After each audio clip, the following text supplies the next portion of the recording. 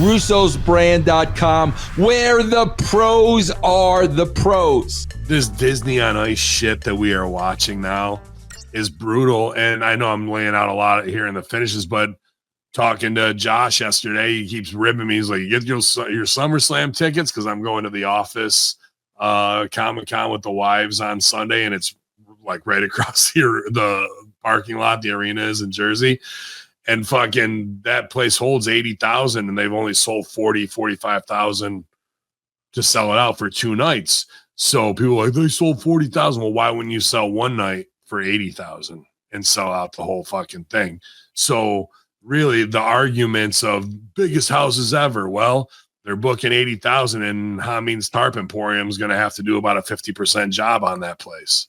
Yeah, but what they're going to look at is, once again, I'll go back to the Royal Rumble in Indianapolis, $1,000 for the 700 level nosebleeds.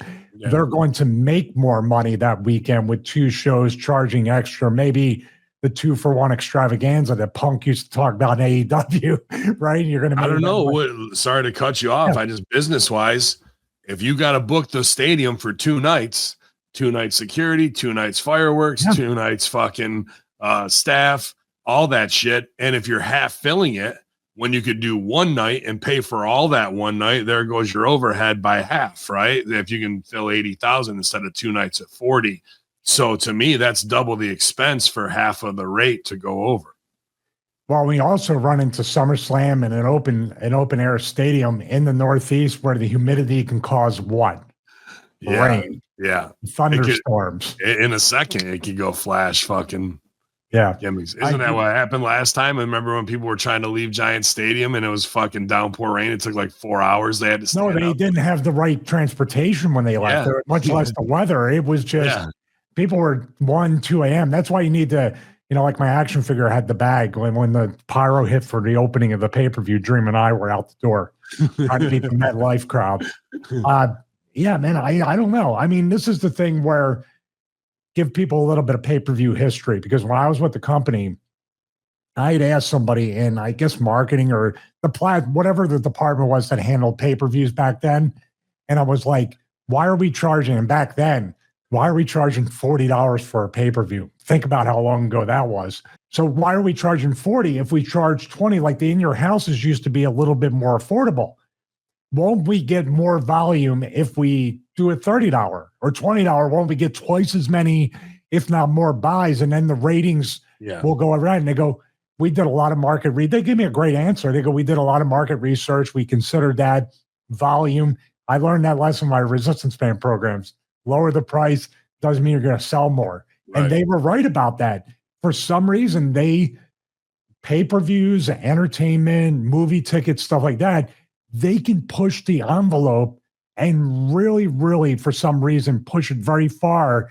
And people accept those price hikes as a part of business. I don't know why. So for the 2 nights, they could conceivably make more of a profit off of that with a half full stadium. I don't know how much the new Chevy 2500 fully packaged. I saw this girl do a TikTok video on it. How much do you think for a brand new Chevy 2500? 120,000. That's pretty close. It was 99.1. I've been looking at those Model Ys. I know. I was just like $99K for a truck, and motherfuckers are gonna pay it, bro. Like some of us paid half that for our home, right? Yeah, yeah. So, there you go. It's crazy, dude. Yeah. I mean, but that's the wrestling fans, and it is like really, I guess, a FOMO thing. I still, in this day and age, this is the old person in me or the introvert in me as well, that if I consider like football, I'm a big football fan, but if I can watch the Eagles or any other, or even watch Red Zone or Sunday Ticket on the comfort of my own home and watch everything in my own time and my own comfort level, I don't go out to a stadium to watch a game as much as I might be tempted sometimes. And I thought wrestling would be the same thing.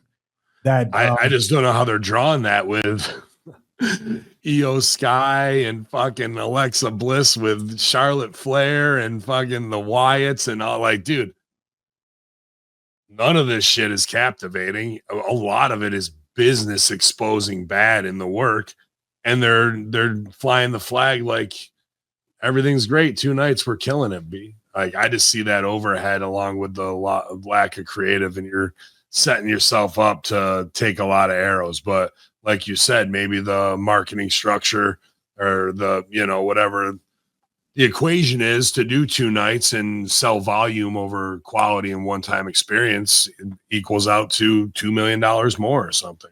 Because what did they say about WrestleMania? Not really the amount of people, but what the gates were and what they took in merch, and that was part of the scrum. Well, you can thank Travis Scott for the house. Yeah, I can thank him for my views and watch time.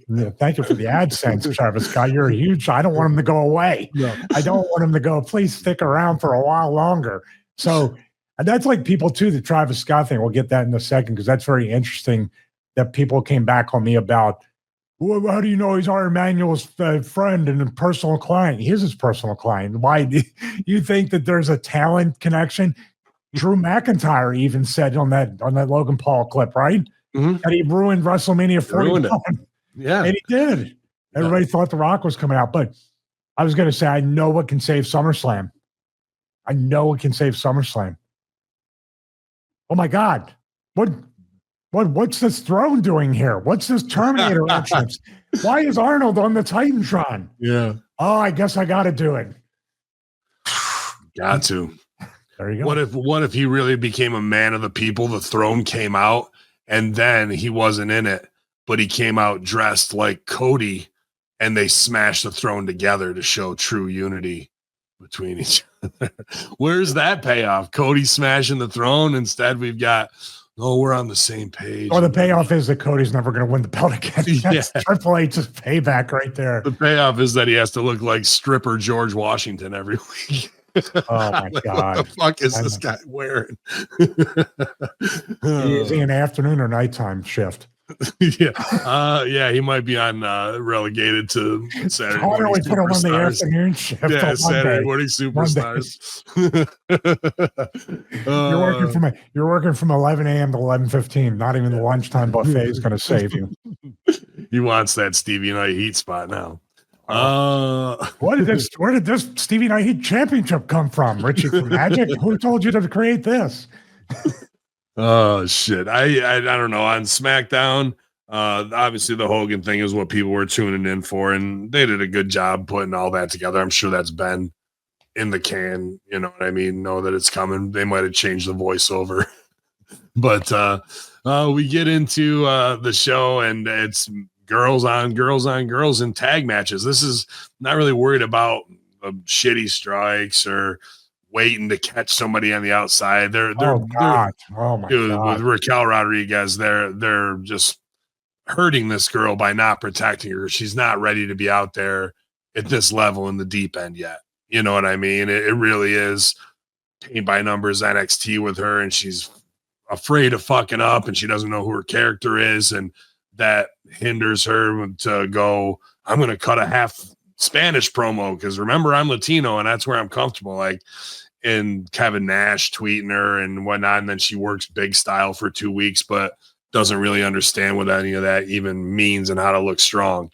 So we're getting all these little side fucking storylines that are middle school romance inferred with Judgment Day. And they're having to carry these fucking shows, these girls and these tag teams that we don't give a shit about. And I'm going, what if you're a star? Like somebody who's really trying, that there's money written on, and you're not writing anything around me. Why are they pushing that? But bigger than that is executive producer. I got some questions. I want to hear Stevie Richards' wrestling analysis channel on this too, of how you book the psychology of a show is more important really than how you book the psychology of a match. They're both important. One stands alone and the other one is the whole experience.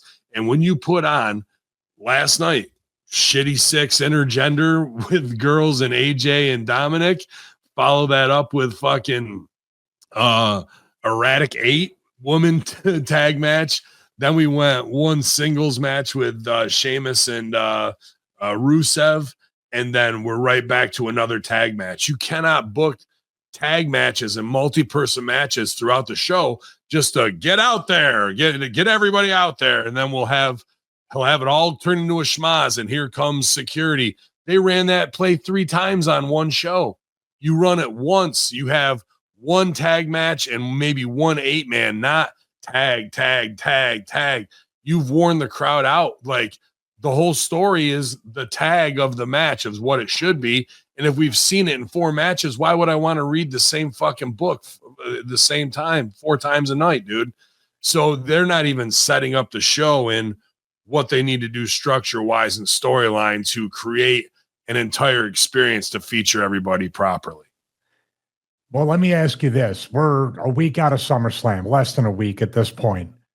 Do you think they were just trying to get everybody on the show? Because this was a house show with lots of 6-man. They did it the last 3 weeks. There's been but it seems like they're phoning it in and doing whatever. But also, I just had a sneaking suspicion watching this and seeing so many talents just thrown out there. Just get out there and do whatever. Do you think there's more releases coming after SummerSlam? Gotta be, dude. Like, I'm just thinking, like, and Cross's contract's up after this match with Sami Zayn. So what are we looking at here? And they used to book according to how much they're paying somebody, but now they shifted to maybe the more affordable talent, and now they're just running the wheels off them, making them the girls. And maybe in their mind, they're like, well, the Women's Evolution pay-per-view actually was the surprise event of that weekend and did really well as far as the performance, the way it flowed, the way it was booked. Are they just trying to feature them, but in a way they're overexposing their weaknesses? Like that Raquel spot waiting for Alexa Bliss to dive on her.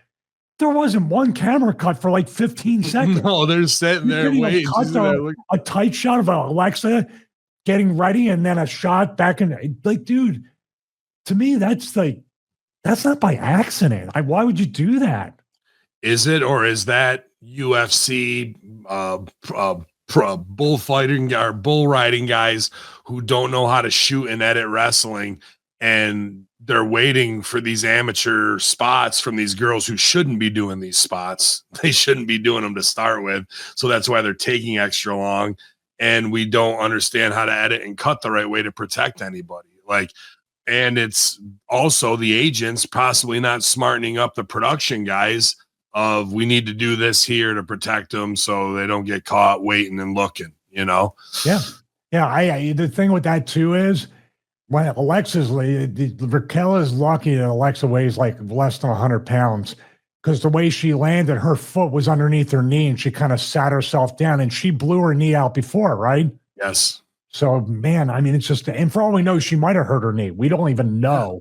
And what kind of workers are they to be like, I'm not going to do that. There's a chance of me blowing my knee out. They're just doing it and almost blowing their knee out. Yeah, and waiting for it, and the spot means absolutely nothing unless you're pointing out that it was sloppy. Yeah. Like, we're not pointing out the spot because it was an incredible dive and catch. It just was business, as you say, business exposing bad, and she could have or maybe even gotten hurt.